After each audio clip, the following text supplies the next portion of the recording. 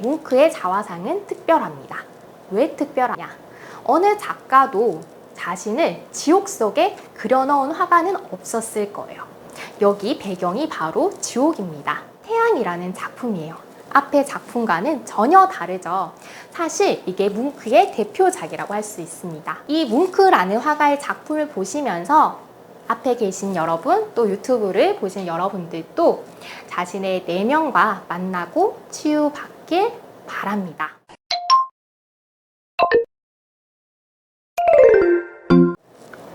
다음으로 뭉크의 정신적인 고통에 대해서 집중해서 살펴보도록 하겠습니다. 뭉크는 자화상을 많이 그린 화가로도 유명한데요. 정말 많은 자화상을 그리는 화가들이 있잖아요. 그런데 뭉크의 자화상은 특별합니다. 왜 특별하냐? 어느 작가도 자신을 지옥 속에 그려넣은 화가는 없었을 거예요. 여기 배경이 바로 지옥입니다. 작품은 지옥 속에서의 자화상인데요. 지옥인데 굉장히 막 힘들고 두렵고 괴롭고 이런 모습이 아니에요. 의연하게 지옥 속에서 버텨내는 본인의 모습을 담고 있습니다. 근데 앞에 성공가도를 달릴 때의 자화상과 뒤에서 지옥에서의 자화상의 느낌이 조금 다르다라는 것을 느끼실 수 있을 거예요. 그리고 한 가지 더 말씀드리면 아까 손가락을 잃었다라고 했잖아요. 그 이후부터 뭉크는 자신의 자화상에 왼쪽 손을 그려넣지 않습니다. 본인의 손가락이 이제 컴플렉스가 되어버린 거겠죠. 이때의 본인의 정신 상태는요. 나는 지금 정신이 정말 이상해지기 직전이야. 이쪽 직발의 상황이야. 너무 괴로워. 이 사랑 때문에 나는 너무 괴롭고 우울하고 사람도 만나기 싫다. 이런 상태거든요. 이때 뭉크의 정신 상태가 얼마나 안 좋았는지 살펴볼 수 있는 작품입니다. 초대받지 않은 손님이라는 작품인데요. 한날 뭉크와 사이가 좋지 않던 갈등이 있던 화가가 뭉크의 집에 찾아오게 됩니다. 근데 뭉크는 이 사람과 대화도 나누지 않은 채 바로 총부터 발사해버립니다. 이후에도 3번 정도의 총 문제를 일으켰었고요. 뭉크는 점점 술에 의존하게 됩니다. 사람에 의존하지 못하니까 점점 술에 의존하기 시작합니다. 다행인지 본인의 상태에 대해서 이제 깨달아서 자신이 스스로 정신병원을 찾아가서 입원을 하게 됩니다. 그래서 한 6, 7개월 정도 치료를 받게 되죠. 근데 이 장면 조금 익숙하시지 않나요? 앞에서 제가 화가 이야기를 할 때 이런 화가가 한 명 더 있었어요. 자진해서 정신병원에 간 화가가 한 명 더 있었는데 혹시 기억하실까요? 빈센트 반 고흐입니다. 빈센트 반 고흐도 그때 자진해서 정신병원에 들어가게 되죠. 네, 아주 유명한 화가인데 그 당시에는 사실 유명하지 않았습니다. 반 고흐도요, 정신병을 앓고 있었고 우울증을 겪고 있었어요.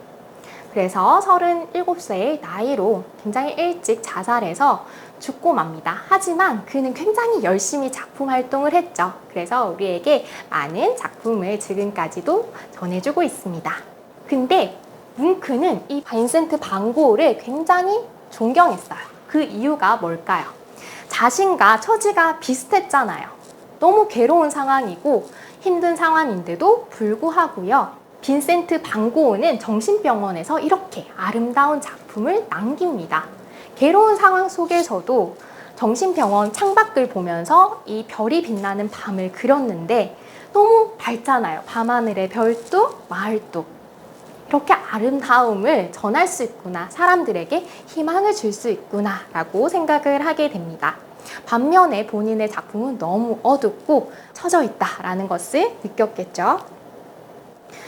빈센트 반 고흐를 좋아해서요. 빈센트 반 고흐의 별이 빛나는 밤에라는 작품을 오마주했습니다.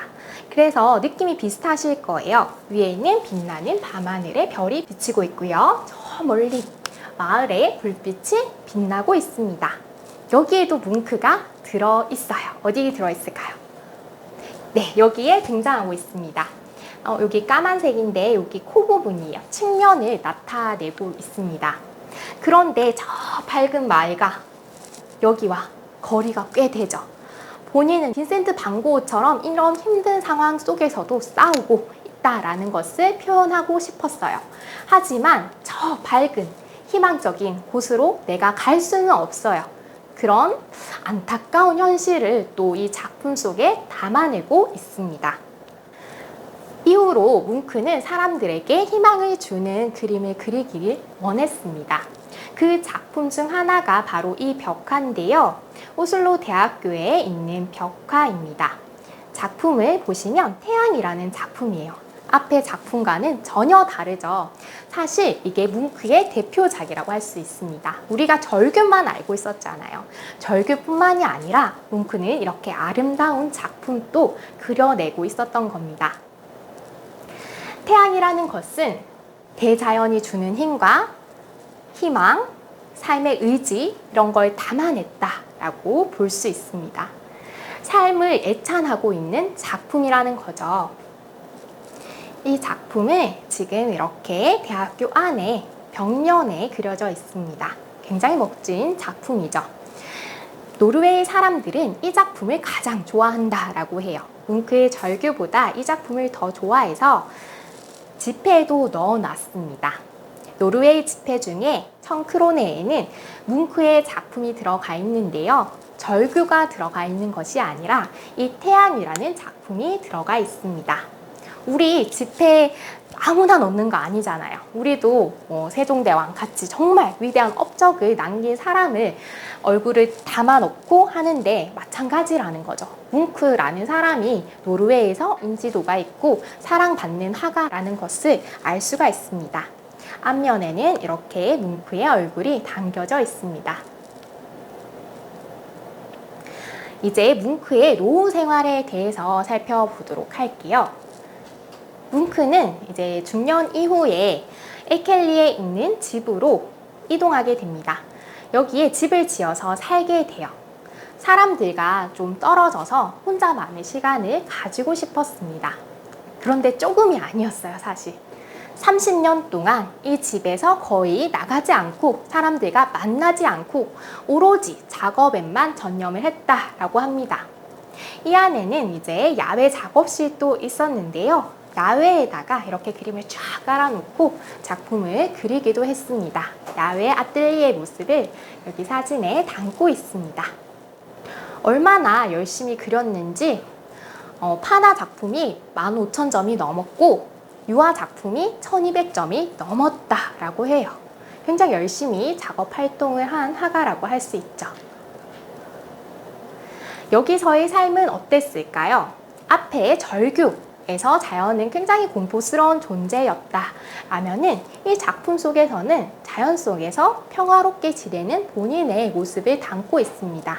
핏빛이라고는 볼 수 없죠. 그냥 초록빛 녹음 속에서 일하고 있는 본인의 모습을 담고 있습니다. 뭉크는 이 많은 작품들을 노르웨이에 기증하겠다라고 이야기하는데요. 정말 멋진 일인데 이 이야기 뒤에는 사실 비하인드 스토리가 있습니다. 히틀러라는 사람인데요. 히틀러라는 사람은 원래 화가가 되길 원했던 사람이에요. 그래서 작품을 좋아하는데 어떤 작품을 좋아했느냐? 아카데믹한 전통적인 작품을 좋아하던 사람입니다. 그렇다 보니까 현대 미술을 하는 화가들의 작품을 굉장히 비난을 했죠. 현대 미술을 하고 표현 미술을 하는 뭉크의 작품이 그의 눈에는 탐탁지 않았을 겁니다. 그래서 퇴폐 미술이라고 낙인을 찍고 그의 작품을 없애려고 했겠죠. 근데 뭉크는 본인의 작품이 너무나도 중요했을 겁니다. 그렇다 보니까 기증을 하겠다라는 묘수를 쓴 거죠. 내 작품 다 기증할게 라고 했던 겁니다.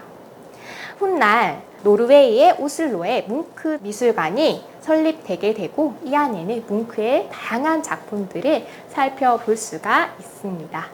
여기 뭉크라고 적혀 있죠. 이제 뭉크의 거의 마지막 작품을 알아보도록 하겠습니다. 이것도 마찬가지로 자화상입니다. 이 당시 자화상을 굉장히 많이 그렸어요. 그 이유가 무엇일까요? 뭉크가 혼자 살았잖아요. 그렇다 보니까 다른 사람들을 만날 일이 거의 없었던 겁니다. 그래서 거울을 보면서 본인의 얼굴을 많이 그렸습니다. 이 작품은요, 살펴봐야 할 게 바로 이 침대와 시계입니다. 침대가 의미하는 것은 휴식을 의미하기도 하지만 누워 있잖아요. 죽음을 의미하기도 합니다. 또 이 시계는요, 운명을 이야기합니다. 시계가 잘 돌아가다가 약이 다 되면 어느 순간 탁 정지해 버리겠죠. 우리가 유한한 삶을 살아가고 있다라는 것을 이 작품 속에 나타내고 있는 겁니다. 하지만 이 남자 표정 어떤가요? 자세 어떤가요? 굉장히 의연해 보이죠. 어렸을 때부터 아버지와 어머니가 돌아가시고 굉장히 뭉크가 죽음과 뗄래야 뗄 수 없는 관계였어요. 하지만 내면을 이렇게 작품을 그리면서 다스렸다라는 거죠. 그랬더니 노후에 와서는 이런 죽음 앞에서도 본인이 의연하게 이렇게 서 있을 수 있었던 겁니다. 뭉크는 이처럼 평생 동안 자신과의 싸움을 했던 화가라고 할 수 있습니다. 그래서 이 작품의 명은 시계와 침대 사이의 자화상입니다. 뭉크는 이런 말을 했어요. 내가 깊은 절망에 빠져 있을 때조차도 그림을 그리고 있으면 뭔가 이상하게 마음을 진정시키는 평화가 나를 감싸고 했다.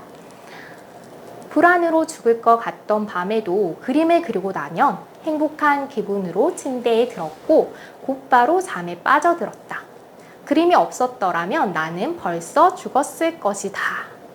이처럼 나는 그림이 중요하다라고 뭉크는 이야기를 하고 있습니다.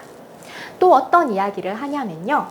나는 예술로 삶의 의미를 설명하고자 노력한다. 내 그림이 다른 이들의 삶에도 도움이 되기를 바란다. 본인이 예술로 치유받았잖아요. 그 치유받은 감정을 본인만 느끼는 것이 아니라 나뿐만이 아닌 다른 사람에게도 이 행복을 같이 나누고 싶어 하는 모습을 보여주고 있습니다. 그래서 오늘의 메시지는요. 인생의 고통을 예술로 승화시켜 표현한 화가 뭉크. 이 뭉크라는 화가의 작품을 보시면서 앞에 계신 여러분, 또 유튜브를 보신 여러분들도 자신의 내면과 만나고 치유받길 바랍니다.